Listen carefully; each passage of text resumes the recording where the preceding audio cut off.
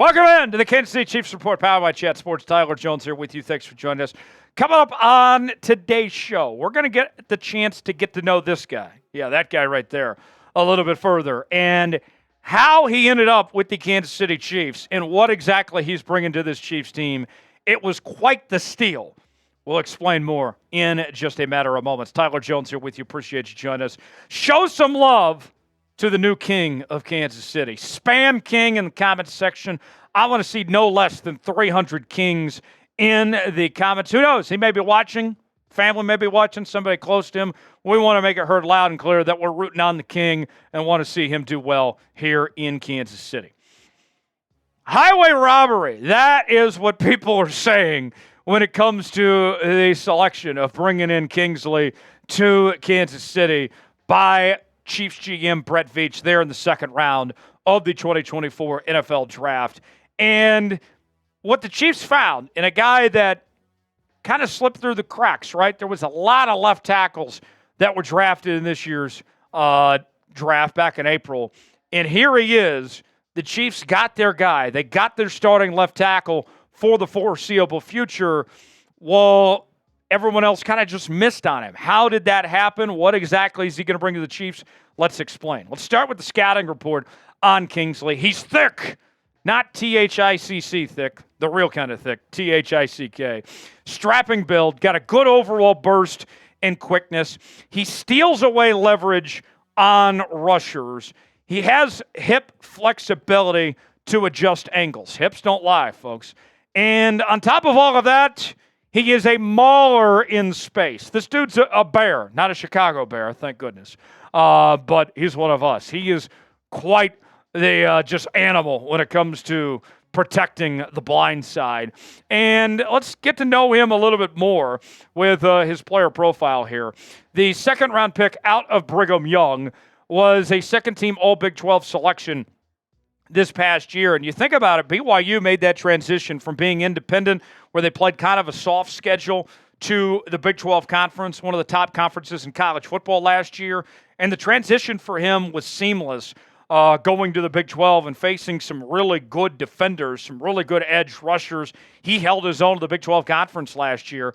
Mel Kiper, this is what we talk about with him being under the radar. Mel Kiper Jr.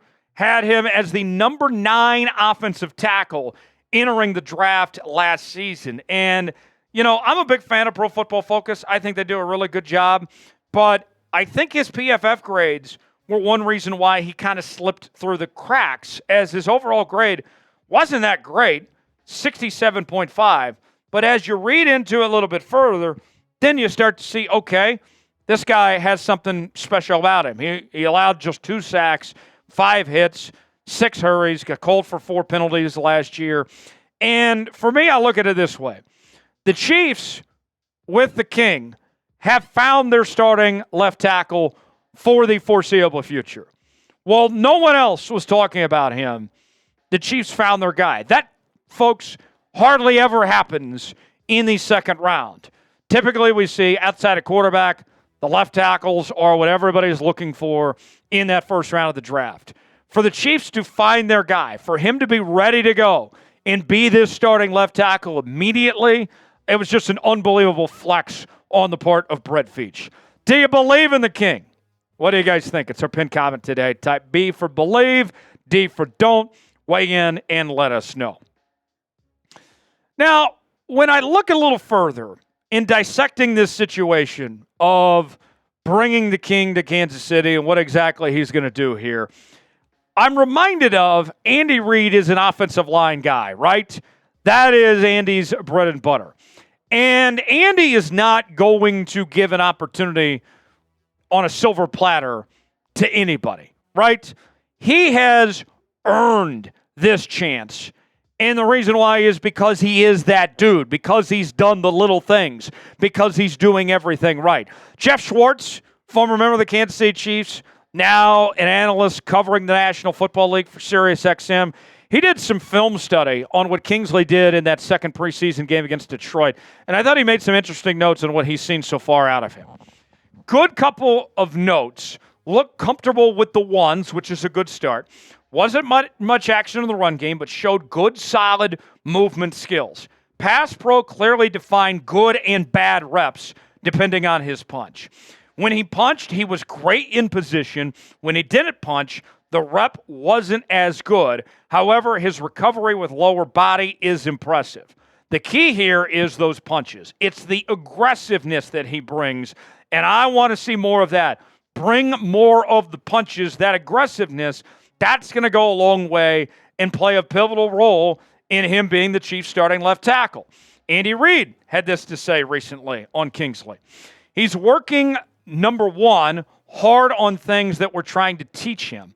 There are a lot of new things that he's learned, and he's playing aggressively and getting better every day. He's not taking steps back, which is important. He's getting to go against good players, which is also important, and competing there. This is a work in progress. It's not going to be overnight. There's going to be some peaks and valleys as a rookie, a second-round rookie. But everything we've seen so far, he's heading in the right direction and doing the little things that he needs to do at this point. What's your confidence level in Kingsley? I feel pretty dang good, if I'd say so myself, about what I've seen from him so far. Scale it for me. If Andy Reid is buying in, I'm going to buy in. Let me know. 1 through 10. Scale it for me in the comment section below. Now, if we were to take a ride on the hot tub time machine to a couple of years ago to Creed Humphrey's rookie season, Creed Humphrey was incredible, and he was a second-rounder as well. Remember, Creed was arguably the best center in football from day one. He made that type of impact right away and was a home run pick and was a guy back then that other teams were saying to themselves, how did we miss on this guy? How did he slip to the second round? How did he go to the Chiefs of all teams? I mean, like, teams were just frustrated that they let this happen. I feel similar here. It reminds me of that situation with Creed. Obviously, they play different positions on the offensive line, but another guy that fell to the Chiefs that other teams could have had and is going to be an immediate impact player and a difference maker right away. And Creed Humphrey has spoken glowingly about him as well. He said this: there's a lot of stuff going on during training camp, especially as a rookie. He's done a good job being able to process stuff, study on his own that night, and do things like that. He's done a good job in picking up on stuff well. So for him, it's just continuing to get those reps against a really good defense and defensive ends right now. It's going to be really helpful for him, so it's been good. He's getting better every day, and you could tell he's bought in and working hard to get better every day too. More on this. We'll get to the depth chart here in just a moment, but first, let's tell you about today's sponsor. That is Game Time. Game Time is the place to go for last-minute tickets. The best seats, the lowest prices guaranteed. Game Time has this new feature called Game Time Picks that makes getting tickets to see your favorite teams play live even easier. Game Time Picks filters out the fluff to show you incredible deals on great seats so you don't have to waste time searching through thousands of tickets. They have what they call super deals as well. If you come across a super deal, then you've really found something here, folks. Here's how it works. Choose the event you want to go to. They got the prices listed. You choose your seat. You get the visual. See if you like this seat or not. I've done this with Game Time when I've gone to Arrowhead, and I had great success. You will have great success. You'll be very pleased, too. And you can use all major credit card providers, Apple Pay, Google Pay, Venmo as well. Very fast, simple, and easy, folks. Download the Game Time app, create an account, use code CHATSPORTS for $20 off your first purchase. Terms apply. Again, create an account, redeem code CHATSPORTS for $20 off. Download Game Time today. Last-minute tickets, lowest prices guaranteed. The link is in the comments and the description of today's video.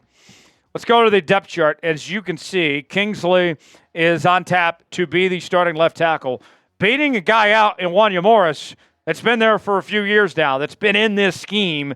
That says a lot in itself. And you look at the rest of this offensive line, I mean, we know about Joe Thuney. He's very solid. Creed Humphrey, one of the best at his position.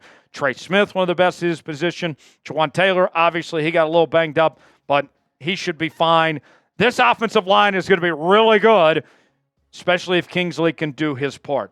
And now let's circle back to Brett Veach, where we began this show.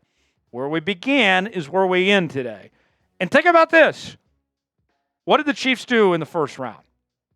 They traded up a couple spots for Xavier Worthy. And Xavier was a great pick. I'm excited about Xavier Worthy. But Veach said a while back that had they stayed at 32, they were considering taking Kingsley at the 32 spot. All right?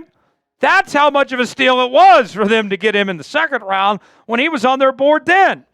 Here's more from Veach.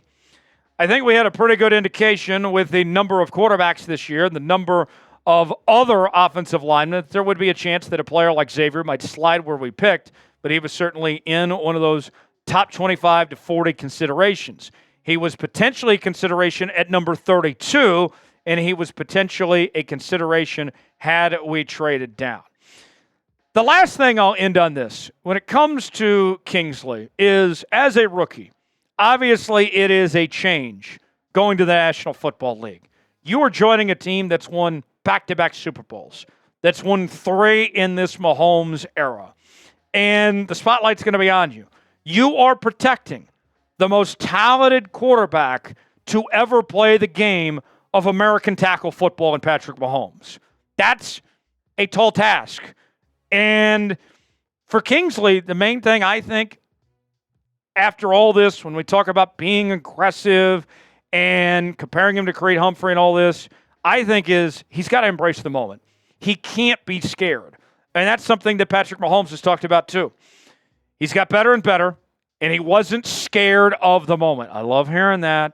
I think that's a big thing. I remember me coming in as a rookie. I didn't even get thrown in with the ones like that. He comes straight in from combine training, getting thrown in with the ones, and he's competing. He's not making the same mistakes twice, and that's huge. He's the second person on today's show alone to say he's not making the same mistakes twice. Was he the Chiefs' best draft pick? Or was it Xavier Worthy or Jaden Hicks or somebody else? Weigh in, let us know. Y for yes, in for no. Chime in. Let me know what you think. Appreciate you joining us here on the Kansas City Chiefs Report. For continuing Chiefs coverage on social media, you can follow me on X at Tyler Jones Live. Thanks for joining us. We'll see you next time.